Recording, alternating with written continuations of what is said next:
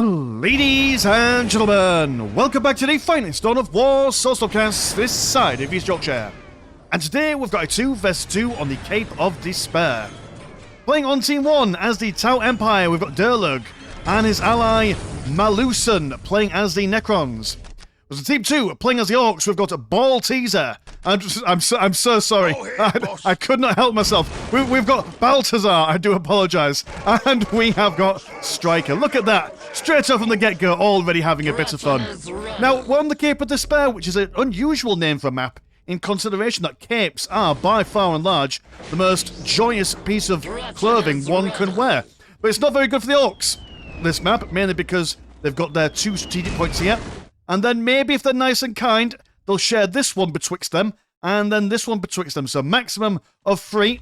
They can get 4, but this one is contested. And so too are these relics on either side of the map as well. So they're going to be aggressive. It's going to be hard with an initial opening of 2 strategic points for the Orks. But we are seeing Balthazar going for a... I'm so sorry. I am a bit too funny for my liking. He's going to go for War Banner opening, so plenty of Orks potentially out from the get-go. Whereas you're going to go for double generators. So maybe he's thinking, right, okay, well, if I can't get much in the way of Tier 1 units, let me take up to Tier 2 as quickly as possible. Got plenty of green money saved up, and then transition into majority vehicle play, which, I know that's going to work out. Don't know how that's going to work out indeed, but we do have some Vespids flittering their way on over towards these beautifully pink Orks. And once they see the... well, I assume that they'll go for the War Banner straight from the get-go, as Bal is getting he's a little bit slow on the get-go in building up his listing posts. That's fine though, remember that not everyone in Dawn of War Definitive Edition has the quickest in the way of build orders. We are all still learning. And a beautiful use of the group carnivores to come round and spank the shooter boys something good and proper. Almost getting the War Banner down to half health, but not quite doing it with their discombobulation ability. The Sluggers over here getting closer personal with these Necrons, but Necrons are going basically just for a fully fledged squad, really. And yeah, so 2 mega squads at the moment. I assume that means you're not going to go for a Necron Lord. You are going to go for a Necron Lord on 2 plasma generators. What's happening here? Where are you getting this money from? That's my question. Yeah, what is your economy? How are you affording these things? Ridiculous. I don't agree with it. But he's doing it. He's putting the pressure on the Orks. So at the moment, they're now outside of... You know, well, I mean, they're inside their base. Not able to come out. And Necron's just going to stand there and chill. Well, we've got the Orks pushing on forward. Shooter boys close combat with the Croup Carnivores. Probably not where they want to be. And the Slugger boys seeing what they can do. But the chase after the Tau Commander. The Vespids will shoot them. Engage with the Vespids. Tau Commander will shoot them. So it's a lose-lose situation for the boys in pink. There's plenty of shooter boys though. No big mech on them though at the moment. Ah, there's the big mech. Again, slow on the pickup, but that is fine and dandy by me. Little trail of dead Orks going on there. Necrons not fancy pushing in, although they probably could. If you pushed in now, you'd win.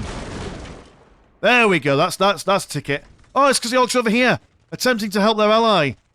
That's very kind of them, but probably not what they want. Got 2 Slugger Boy squads. Oh, sorry, 2 Shooter Boys and a Slugger Boy squad. Have to run back as quickly as they can. Big mech being attached to the Shooter Boys. We'll be able to teleport them around if necessary, but if they get tied up in close combat, he's able to use that mighty Power Claw to beat back some Croup Carnivores. Big mech coming out of the boys, and I assume he's to keep distance, teleporting away to then meet his men. Should have probably really waited for them to come over and then teleported back on. That is okay. Oh, it's got plenty of shooty bits on their buildings. Got an engagement going off on the distance as well. I'm interested to see if just a line of Grots can take care of them. We've also got these guys here as well. Yeah, take that. Grot power, baby.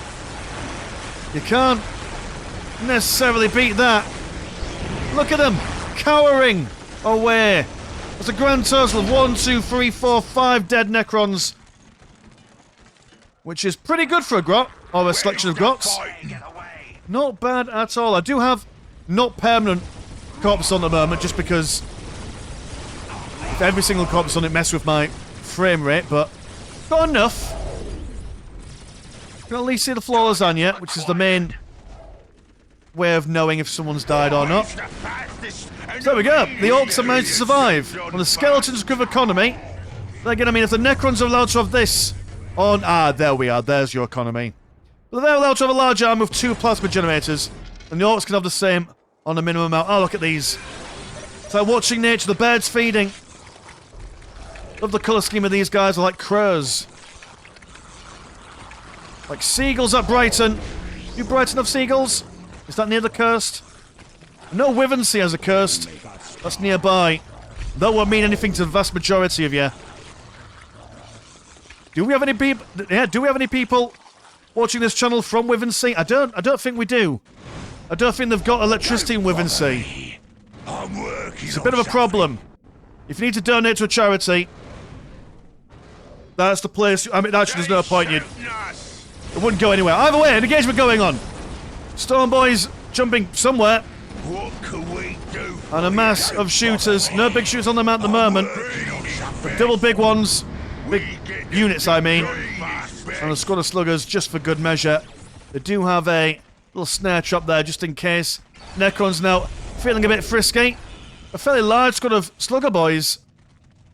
And triple shooters, but all going for those triple big ones as well. So actually, if the Necron Lords jump on top of them, the Necron Warriors will die pretty darn quickly. They're falling thick and fast. It's the overwhelming firepower, but so too are the Slugger Boys, but they're being reinforced, although I don't like this. If you want to reinforce Slugger Boys, right-click on this little squad members thing over here, and they'll auto reinforce you. Because at the moment, he's spending a load of money straight from the get-go. Oh dear. The amount of sluggers aren't doing all that well, and over on this side, oh, mind you, no, the Pink Orks are doing a bit better.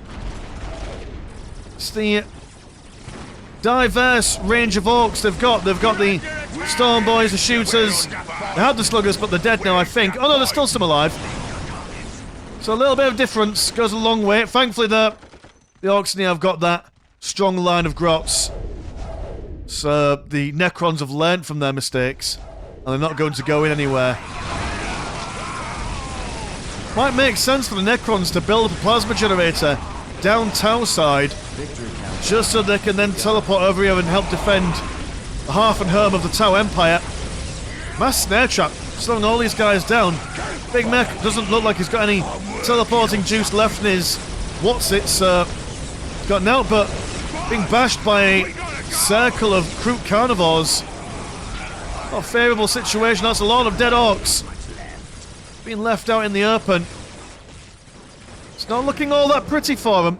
Mind you, the Pink Orks are in Tier 2. The Red Orks aren't in Tier 2.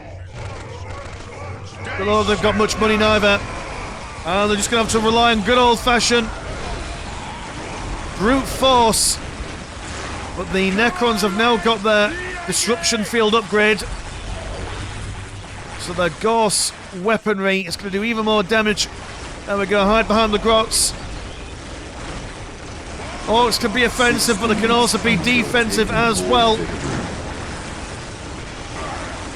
Using as much of that firepower as possible.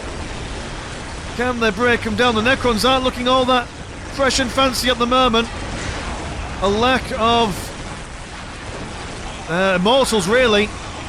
Not doing them any favours. They're trying to focus down Slugger Boys first and foremost. Got no more boys left coming from the boys. The Necrons are actually going to leave it. They could have probably pushed a little bit more, but I think maybe wiser to run away when you've still got an army so you don't get counter-attacked. Still, there we go, look at that. Orks defending once again. We now have a mech shop coming out for Baltazar. Squad's got their morale back. And I assume all the lasagna's been eaten here. Kroot carnivores on 46 plus health for each model. 5 minutes until Orks now keen on exacting some revenge. They've got larger shooter boy squads now. Gorse 2 are opening fire on the sluggers there. You need to keep these Necron numbers down. Last thing you want is a whole bunch of these guys along with some flayed ones. To be fair, I think a squad or two of flayed ones would just wipe this whole unit composition out. By phase shift. And so the phase shift stops these guys from getting hurt, but also doing damage themselves. Probably should have waited for that phase shift to phase away, and then throw down the John Cena beam. That's not, you know, like I say, you know, well, we're all learning here.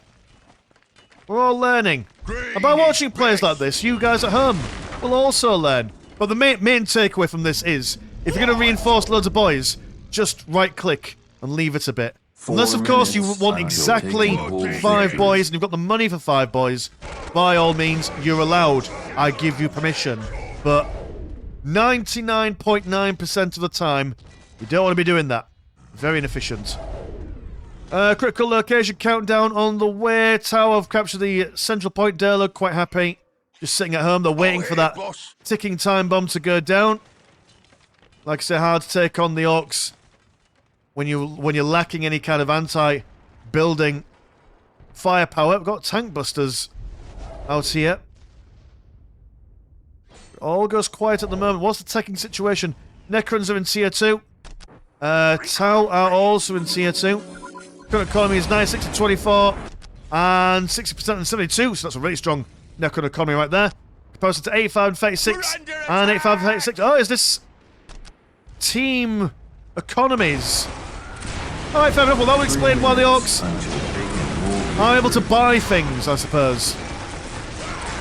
Well, a mass Cena beam in place there. Should have really placed it on top of the shooter boys, as your numbers are floundering quite considerably. Although the Necron Lord has not gone for his third piece of kit, so I wonder if he's saving that for a resurrection orb. I mean, this is a tasty looking area for resurrection. Over here, we're going to have to watch from the Orc perspective so we can see there's infiltrated rocket men. Tower now going for a couple more fire warriors. See if that'll help them. Necrons have lost everything. Too keen and confident with their earlier build. Have they? Oh no, they've got one squad of Necron warriors left. You see, this is why the Necrons really need to keep the momentum by keeping a large squad, well, a large army. If you wipe out an entire army of Necrons, it takes a bloody ages to rebuild it on account of having only one production building. The Orks, they've smashed that, and rather than going for a decap there, their priority is over here. There's only one critical location on this map, and if they don't manage to take this down, then they have lost the plot. Orks thinking about opening fire, but falling back. I'm not sure what that Vespid was doing up in the air. Some jumping trickery. Orks giving us a war. Absolutely loving the moments. And now we've got some war tracks. So at the moment, the Tau don't have any anti-vehicle stuff going on. Rocket men charging. Oh, look at that. Just holding it like a pistol. Not too bad in close combat, neither. Although terrible at staying alive. 1 minute. Or 1 minute. Can they do it? I mean, there's plenty. I mean, surely. If a squad of 16 Slugger Boys can't decap a critical location, and this might actually be the downfall of the Tau here. They've put themselves in a really bad position to save a critical location, which, I mean, they've nearly won, but is trying to sacrifice your entire army to save something that you can't necessarily save in a 2v1 scenario. Is it worth it? I don't think so. Well, 2 Fire Warrior squads managed to save themselves, although the Vespids aren't giving up. There's a beautiful Cena beam. And it looks like these Necrons have been resurrected from the dead, on account of them all having half health. So there we are. Back into the thick of it. God, that's a lot of Necron warriors. And the thing is that now he's got that resurrection orb, he can quite happily just throw his Necron Lord's life away, wait for him to die, then bring him back from the dead, and he's got that ability back from cooldown. Phase shifting for reasons beyond my ken, not sure why. And then slinking away, but then coming back. He's not quite sure. He's anxious. He's like me every time I got to knock on the door of the senior leadership at work. I'm like, ooh, don't want to interrupt him, but I've got to. Otherwise, something bad will happen and I'll get sacked. In an employment term, not an American rugby term. Don't think Deborah would necessarily spear me down the school corridor. There we go, broadside battle suit, you tried. Lot of DPS, lot of firepower, I just don't agree with it. Just don't agree with it, man. Hard to keep it alive. Hold on. You've already got one, you don't need another one. Let's build another one, all the same. Now the Orks are running amok. Nothing can stop them. The economy's on fire, relatively speaking. Although a couple of destroyers, in fact a quadruple helping of destroyers. At the moment the Red Orks don't have any anti-vehicle. They've left all that to the Pink Boys, who've decided to get actual technology. Tower now just in a bit of a shite situation. They can't escape. They have to hold the line as best they can. But against a mass of war trucks and war tracks. Well, the Tower Commander comes out. Not sure why he came out of this one. He could have come out of the other one, which is where it's safest, but he's here now. Down over here, the Necron Lord. He's just standing there menacingly. Oh look, we witness it. It's happened finally. Ah, look at that. Weeks and weeks of trying to get that scene. Ah, and they're just out. They're out in force. That one squad. Oh, sorry, that singular shooter boy there. It's like, dear dear. What a terrible time. Oh, the knobs trying the best. Can't do anything. As the shooter boys can't fire away, and all those knobs go down and one survives. Just so he can go back to the war base and tell a tale of tears and terror. The Skyway missile gunship. Now, do you have your bloofer upgrade? You are about to get it. I really like this colour scheme. All the grey on it. Very nice stuff. Well, I'm not back on that Skyway missile gunship as well. Big Mech will jump away to defend himself. The Necrons will just march on, march on. What is it? Oh, they won't. They'll just stay in the middle. The Orks can see him. We've got the critical location. But all the Orks, like, the traps on this side. Where are your immortals? Or have you just gone pure... Right, so no immortals and no heavy destroyers. So if anything, these guys need to kill these guys before they start getting wise to their tricks and buy a singular vehicle unit. There's the Skyway missile gunship, a huge bloofer. Comes on in, but he cancels it. On account of them moving out of the way. It's really hard to hit that bloofer. It's quite a long telegraph that it sends out to let everyone know what's about to do. Also dies very easily on account of it being a Tau vehicle. But there's the triple destroyers. Gonna make sure that those shooter boys, those tank busters, go down as quick as they can. Big Mech zaps him, but then dies straight away. Oh, glorious stuff. Necron Lord, if you could just teleport in and throw down a Cena beam. Solar Pulse to reveal the masses. Drive away. There we are. A quick focus. No, they've gone inside the war truck. So the brief moment that they could have killed all those anti-vehicle units. Not so much. Look at this dude just spinning around. And then reversing a bit just to show off. Ah, there we go. The pathing isn't perfect. But would we want it to be? Oh, magic, while all this is going on, the Orks have decided that they've had enough Necron shenanigans. So Necrons aside, right, well, we'll just come back.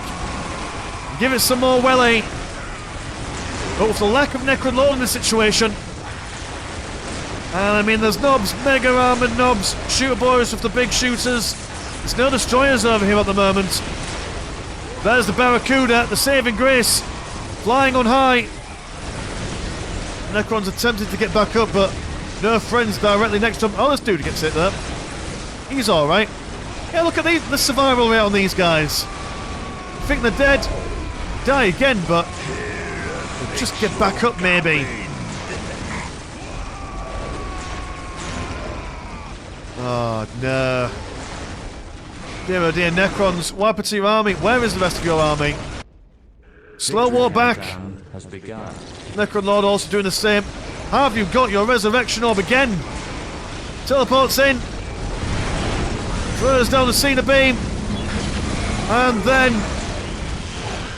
rising from the dead once again. An economically viable build in these trying times. Immune to inflation. Zero carbon footprint. But they die all the same. Remarkably quickly, in fact. Resurrection Orb. On the tin, it sounds really good. And in certain circumstances, it is very good. But not when the enemy are directly on top of you. 6 minutes until taking. Here come the flash, get some striker. A Tomb Spider attempts to get through the malaise of Orks in a desperate attempt to do some recycling. But his plans have been scuppered. There's no joy left in him, I'm afraid. And it looks like it's a good night, sweet prince, for the Necrons at the moment. The Tau have been left to their own devices. Pink Orks over here are just chilling. Yeah, even if the Necron Lord comes out without their monolith, the Necrons will go bye-bye. There we are. The Orks have claimed fertile ground. And now it's 2 versus 1. Now, it's not impossible. We have seen players win in a 2v1 scenario. However, let us regard the squad cap. Squad cap is not favourable. Consider about half the squad cap is tied up with this giant spinny man. A poor man's turret, if you will. Orks have no chill. They've just blitzed right on in. They've unloaded their payload inside the Tau base. And what was a really strong opening from the Tau and the Necrons. Really keeping those Orks on the back foot. They just couldn't go in and do anything. The Orks, I mean, the Grots were really the heroes of this. If the Grots weren't there, well, the Necrons pushed in. Sorry, what was your name again? Striker would have died. And then the game would have been over in 5 minutes. Just goes to show that maybe sometimes, you know, the real friends are the Grots who stand on the war banners. So yeah, nice stuff. It's a shame that the Necrons didn't have much more luck with their unusual selection of the what are they called? The artifacts they could have gone for. I mean, I'm thinking that if you go off script, why not just go off script with all of them? You know, go for the scary Nightmare Shroud or the one that infiltrates all your boys. You know, just go absolutely hog wild. There we go. Anyway, that was the game. So cheers to, I'm not going to mispronounce his name again, Baltazar, for sending this game into the Discord. And if you want to support the channel, have a look at the old Patreon. £1 a month gets you 1 game a week, and there's also Discord where Discord things happen. Links in the description as always. My name is Shark. Pleasure's always never short, and I'll see you in a bit. Peace.